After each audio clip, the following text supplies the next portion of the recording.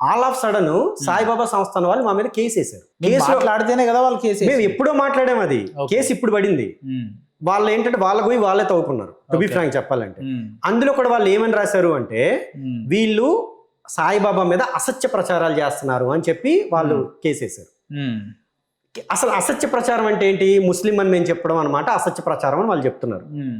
ఇక్కడ ఈరోజు మేము హలో సార్, సార్ నమస్కారం సార్. నమస్కారం సార్ ధనుంజయ గారా మాట్లాడేది? అవునండి, ఈ సరూర్ నగర్ సాయిబాబా ట్రస్టా? చెప్పండి ఏంటి మీది? సార్ నా పేరు ఉపేందర్ సార్, నేను సిగ్నేచర్ స్టూడియోస్ యాంకర్, నేను లైవ్లో ఉన్నా. చెప్పండి. నా ఎదురుగా ఇప్పుడు భాస్కర్ కిల్లి గారు ఉన్నారు సార్. సరే అదే ఇది వారి మీదేదో మీరు ఏదో కేసు వేసిర్రు అది ఇది అని తెలిసింది మాకు. సో దానికి గల కారణాలు కనుక్కుందాం. ఏంది సార్ అసలు ఏం జరిగింది సార్? అసలు మీరు లైవ్లో ఉన్నారు సార్. మాట్లాడమండి మాకు. సార్ భాస్కర్ కిల్లి గారిని మాట్లాడమండి. ఉన్నారు, నా ఎదురుగానే ఉన్నారు సార్. ఒకసారి మీరు మాట్లాడుతా అంటే ఇస్తా మరి. ఒక్క నిమిషం సార్ మాట్లాడు. సార్ నమస్తే అండి. నమస్తే భాస్కర్ కిల్లి గారు. సార్ చెప్పండి.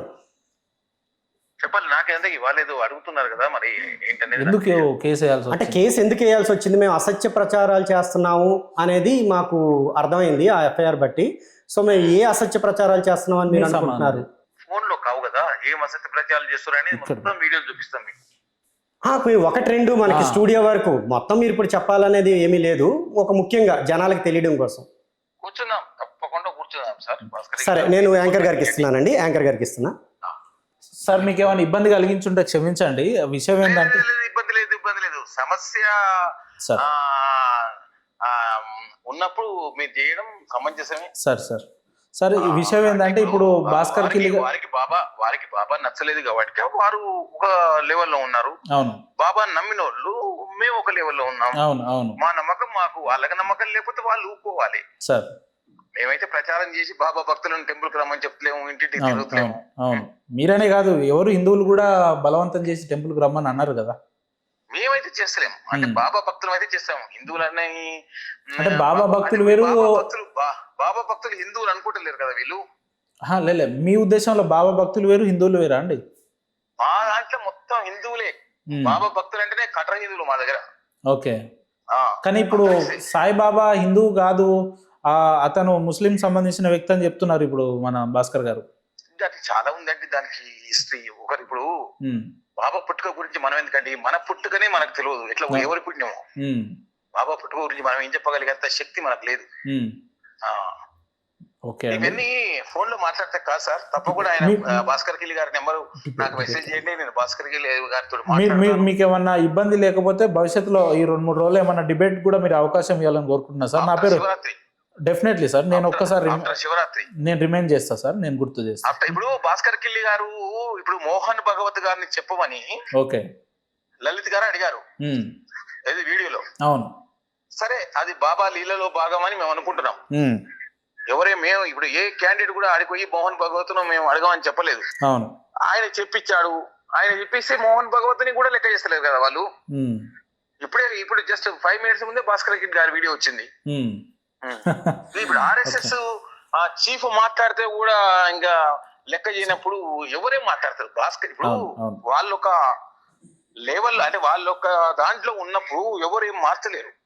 మేమనేది ఏంటంటే మీకు నమ్మకం లేదు, వదిలిపెట్టేసేయండి.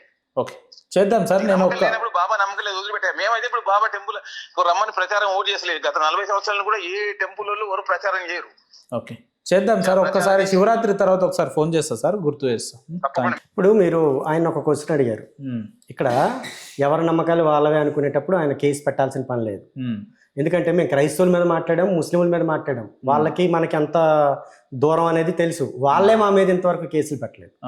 కానీ మన అనుకునే హిందువుల మీద వీళ్ళు కేసులు పెట్టారు. అది ఎంతవరకు కరెక్ట్? ఇప్పుడు ఇలాంటిది ఏమైనా ఉంటే వాళ్ళు ఏమైనా చర్చలకు పిలిచారా? మనం మాట్లాడుకుందాం అన్నారా?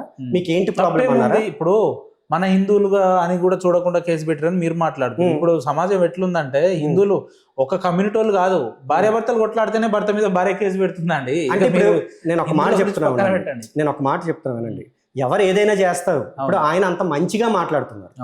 చెడుగా ఎవరిష్టానికి వాళ్ళు మాట్లాడడానికి కాదు ఇది ఒక ట్రస్ట్. ఇది మీరు ఒక సింగిల్ ఇండివిజువల్ పర్సన్ ఒక ట్రస్ట్ ని ఒకలా తీసుకోవద్దు. వ్యవస్థ ఒక క్రిస్టియన్స్ ఉన్నారు, వాళ్ళు రకరకాలుగా ఉంటారు, కానీ వాళ్ళు ఏ రోజు మా మీద కేసు పెట్టలేదు.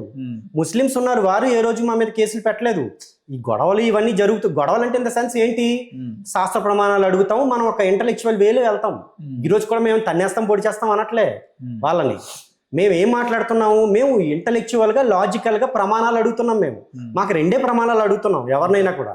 ఇప్పుడు మీరు ముస్లిం గురించి ఎత్తితే ఆయన ఏమన్నారు, సాయిబాబా పుట్టుక గురించి మనకు తెలియదు, సాయిబాబా పుట్టుక గురించి తెలుసుకునే శక్తి లేదు అంటున్నారు. That is not the answer.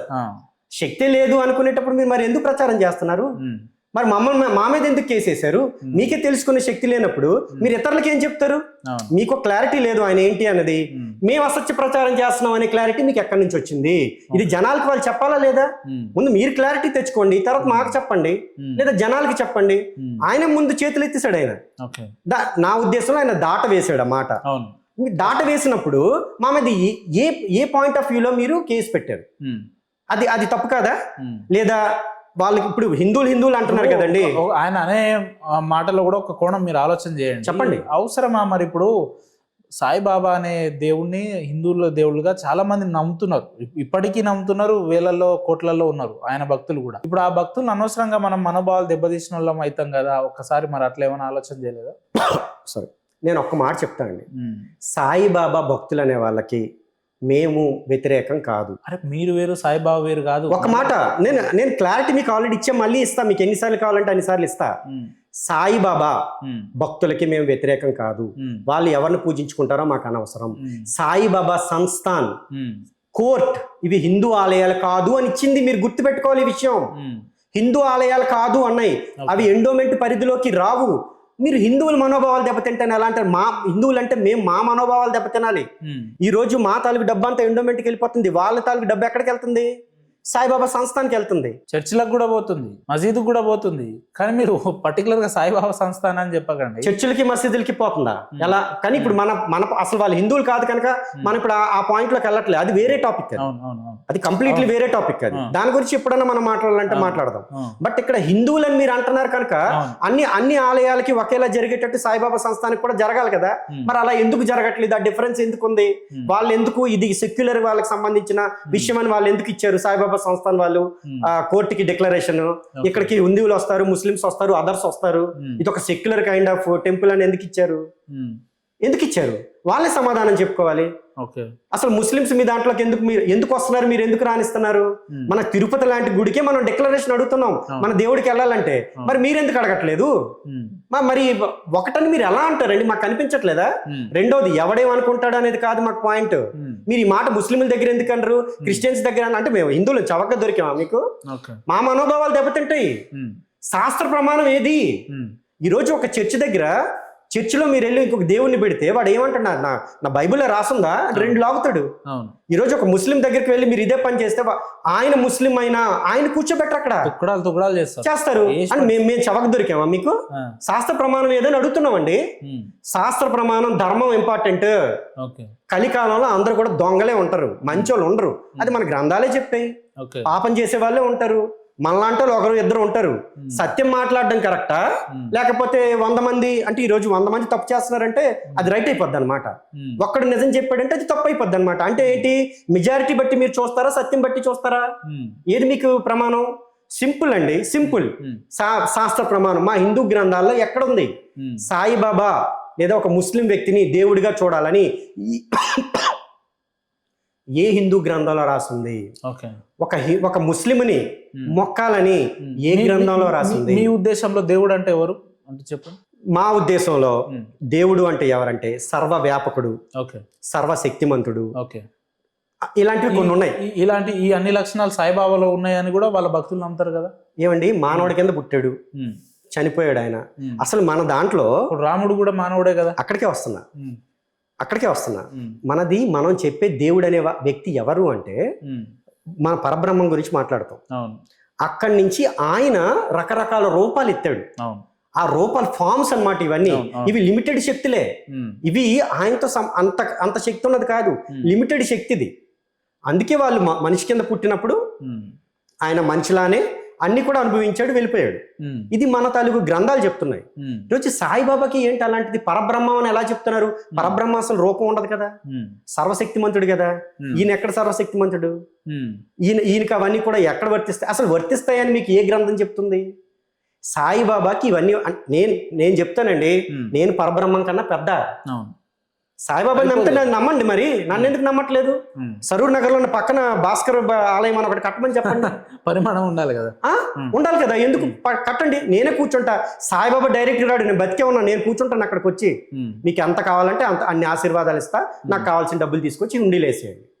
ఎందుకు చేయరు మరి మీరు? అంటే ఇప్పుడు సాయిబాబా పేరుతోటి ఆ సంస్థకు సంబంధించిన కొంతమంది భక్తులుగా చెప్పబడే వాళ్ళు ఇట్లా అంటే కలెక్షన్ చేస్తున్నారు అనే విధంగా కూడా మీరు మాట్లాడుతున్నారు. ఆ కలెక్షన్ హిందువులకు రావట్లే. సాయిబాబా సంస్థానికి ఇప్పుడు వెళ్తుంది. 2014 లో ఒక స్పెషల్ యాక్ట్ వేశారు. ఇది చాలా ఇంపార్టెంట్ అనే విషయం గుర్తుపెట్టుకోండి. అక్కడ హైకోర్టు అనేది ఒక స్పెషల్ యాక్ట్ తీసుకొచ్చింది.